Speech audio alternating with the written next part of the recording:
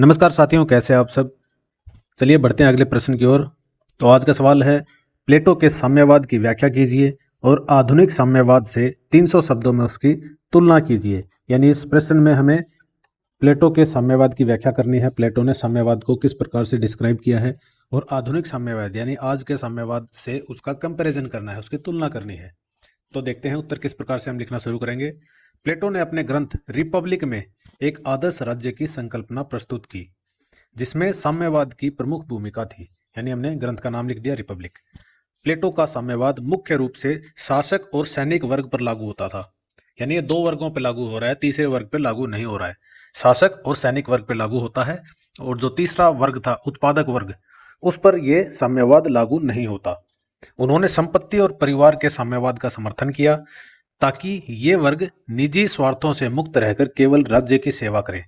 यानी पहला कारण तो यह नजर आ रहा है कि प्लेटो ने साम्यवाद इसलिए दिया था ताकि करप्शन कम हो, ये अपने निजी स्वार्थों से मुक्त होकर केवल राज्य की सेवा करें।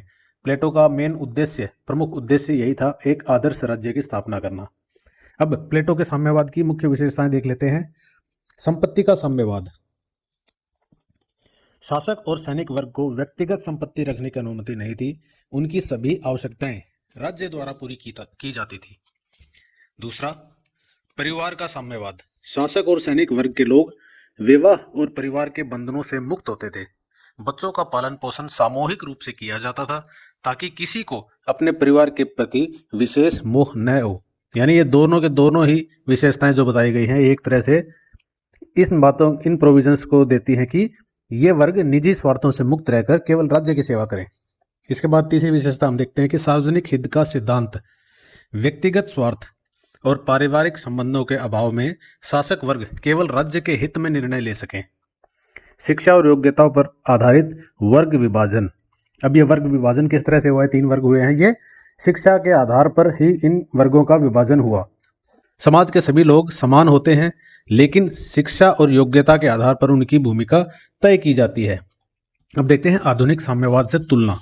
आधुनिक साम्यवाद का आधार कार्ल मार्क्स और फ्रेडरिक एंगल्स द्वारा प्रस्तुत वैज्ञानिक समाजवाद पर आधारित है। किस पर आधारित है? वैज्ञानिक समाजवाद पर आधारित है। यह मुख्य रूप से श्रमिक वर्ग के उत्थान और पूंजीवाद के उन्मूलन पर केंद्रित है। इसके दो लक्ष्य हैं, एक तो श्रमिक वर्ग का उत्थान हो और दूसरा है पूंजीवाद का उन्मूलन हो। अब इनको हम थोड़ा सा कंपैरिजन देख लेते हैं टेबल के फॉर्म में। हम जब भी आंसर लिखते हैं टेबल के फॉर्म में जब लिखेंगे, तो ये इन्विजिलेटर के लिए अच्छा हो जाता है कि वो अच्छे से कंपैरिजन को पढ़ ले और आपको फटाफट मार्क्स दे दे। उसको मार्क्स देने में आसानी रहती है। तो ये विषय है सारे, और ये प्लेटो का साम्यवाद है, यहाँ पर है आधुनिक साम्यवाद। तो इनमें हम डिफरेंस देखेंगे। लक्ष्य की बात करें तो प्लेटो के साम्यवाद का लक्ष्य है आदर्श राज्य की स्थापना करना, और आधुनिक साम्यवाद में लक्ष्य होगा एक वर्ग विहीन समाज की स्थापना करना। यानी ऐसे समाज की स्थापना करना जिसमें कोई भी वर्ग ना हो। प्लेटो के साम्यवाद का केंद्र बिंदु रहेगा शासक और सैनिक वर्ग, यानी दो वर्गों को इन्होंने साम्यवाद में केंद्र बिंदु में रखा था। आधुनिक साम्यवाद में श्रमिक वर्ग यानी सर्वहारा वर्ग ही केंद्र बिंदु रहता है। सारा का सारा फोकस श्रमिक वर्ग पे रहता है, प्रोलिटरेट पे रहता है। संपत्ति व्यवस्था। प्लेटो के साम्यवाद में केवल शासक और सैनिक वर्ग के लिए सामूहिक संपत्ति होती है, लेकिन आधुनिक साम्यवाद में सभी वर्गों के लिए निजी संपत्ति का उन्मूलन किया जाता है। परिवार व्यवस्था। प्लेटो के साम्यवाद में केवल शासक वर्ग के लिए परिवार का उन्मूलन है, केवल शासक वर्ग के लिए।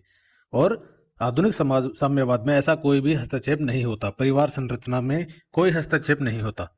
सिद्धांत का आधार देखा जाए तो प्लेटो का साम्यवाद नैतिक और दार्शनिक आदर्श से भरा हुआ है, लेकिन आधुनिक साम्यवाद आर्थिक और ऐतिहासिक द्वंद्ववाद का सिद्धांत इसमें लागू होता है। प्लेटो के साम्यवाद में अंतिम उद्देश्य होता है कुशल प्रशासन और न्याय। यानी ये एक आदर्श राज्य की स्थापना करना चाहते हैं कि प्रशासन हो वो कुशल प्रशासन हो, और उस राज्य में, आदर्श राज्य में संपूर्ण रूप से न्याय स्थापित किया जा सके। तो अंतिम उद्देश्य कुशल प्रशासन और न्याय होता है।